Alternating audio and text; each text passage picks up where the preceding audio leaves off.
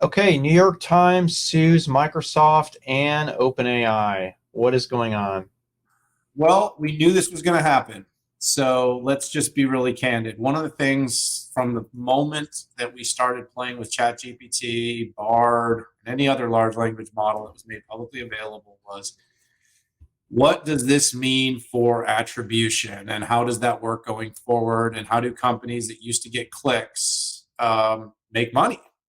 If you're a publisher and you can get the 300 word abstract of the latest New York Times op ed without actually having to go or pay for the New York Times, what do we do? And so, Pat, I don't know about you, but I've said from the day we went and I really started to see the power of generative AI. I think when I went to the Microsoft first one back in February, I mean, I'd seen it before, but I really started to see how it could help a vacation plan come to life, or it could provide a abstract on a big long health report. I said, oh, this is going to get really interesting. I said, what happens with all this copyrighted material? How does it prioritize what material gets used? When material gets used, is it clearly demarcated from the content that it's creating? Meaning, what's the source material? And so, as a matter of time, what ends up happening is people are going to start reading abstracts and summaries on Gen AI, and what they're not going to do is click over to websites. And if you're the New York Times or any other publisher, and people stop clicking over to your site, guess what happens? Your advertising gets, destroyed. And if your advertising gets destroyed, then your business model gets destroyed. And so, by the way, Pat, I've said from the onset of this thing too that this is going to be a test for Google.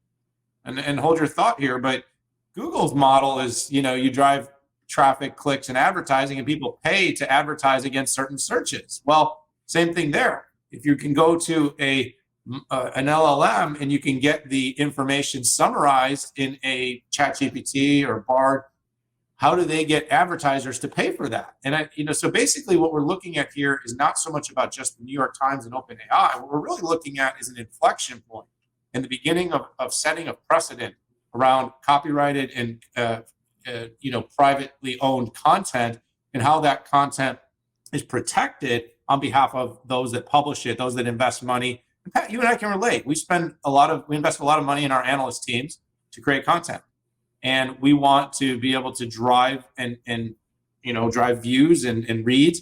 And now what happens is an LLM can crawl all of our content, and it could share in an abstract our analyst viewpoints on something, and it's possible our analysts won't even get proper credit that their content was used in a tokenized response in an LLM. So this is going to be really tricky. But here's two things I think are going to come from it, and as we start to warm up for our predictions pieces, Pat. First thing that's going to come from it is this is going to be a massive moment in terms of setting precedents. And remember, the genie's already out of the bottle.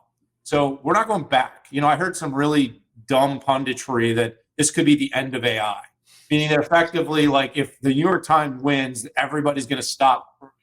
We are not going to stop. This is not going to stop. So what's going to have to happen, though, is there's going to have to be an attribution and a compensation model. Because basically what's happened is the entire world have become citizen journalists and creators of the content that these LLMs are crawling, and that is becoming product. And that product needs to be monetized. So there will need to be an agreement created between OpenAI and every other language model that crawls the internet and uses the content to, one, provide proper attribution, and two, every time it uses the content to create a response, there needs to be some sort of fractional pennies of compensation that's going to go back to the publishers, the content creators, and the originators. Because it won't just be written content. It's going to be graphics and videos, and it's going to be imagery.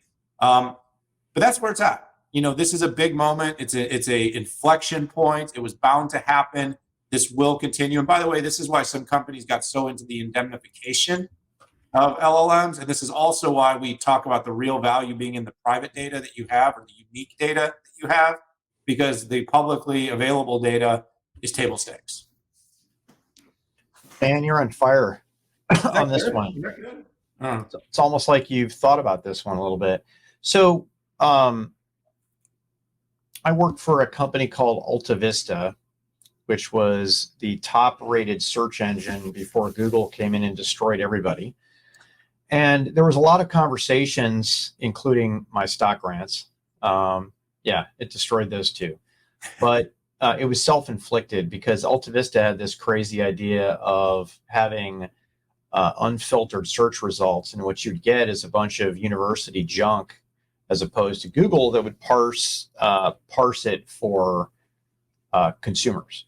So anyways, we had the same conversation back then, which was, hey, will content providers allow us to crawl their websites? And there were some legal challenges. And what ended up happening is once proper attribution was sent back in the terms of search links, and when this kind of bid per link, bid per click, cost per click advertising model came in, everything settled down. And then about 10 years later, when Google started to do it was called snippets, there was this conversation as well, and that got resolved.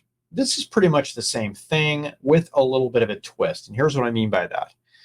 When it comes to the text version of what's coming back, I do believe that if proper attribution is provided, people will link and tell me when you're trying to, when you're using something like ChatGPT or Bing Chat or Copilot, whatever we're calling it this week, or Bard, you'll typically double click if you want precision because you want to learn more about that. And I do see that as continuing into the future.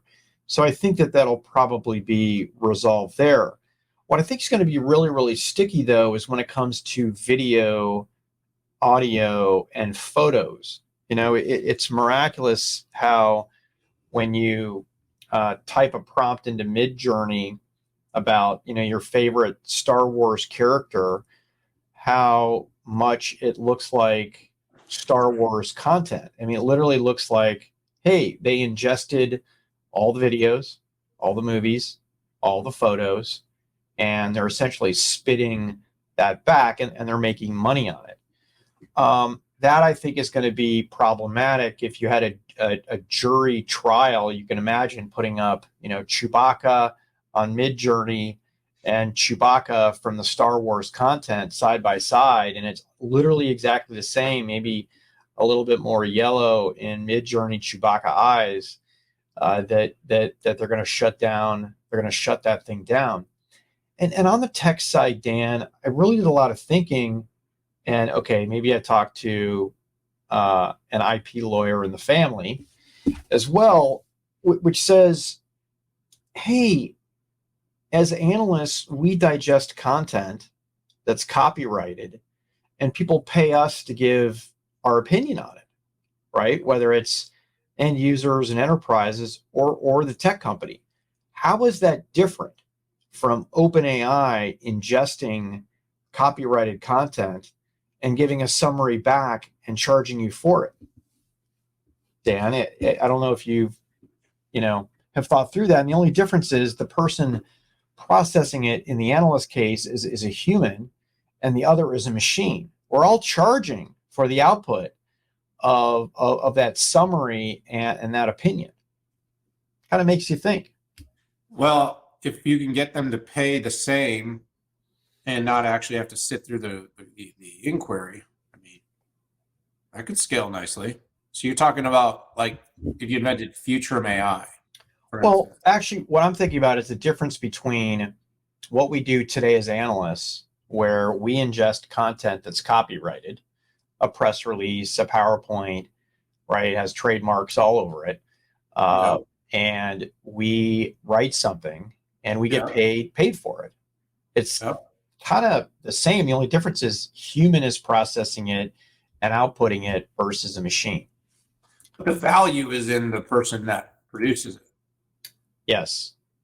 Yes. I mean, so that's the thing is, I guess, the two sides of this is like New York Times pays for someone that's a reputed, respected opinion or voice. That's the concept. And then they create it, and then the system uses it to create a summary that doesn't truly attribute where that knowledge came from And so attribution just becomes really important. But I also believe in a world where information becomes more easily created and digested, that the person that creates it actually becomes increasingly important. You know, the role of the influencer, and when I say that in an affectionate way, not in a critical way, is, hey, you know, an author, a journalist, an analyst, a pundit, they're creating the backhaul of information that the web is processing to simplify the distribution. It's complicated, Pat. It's not straightforward.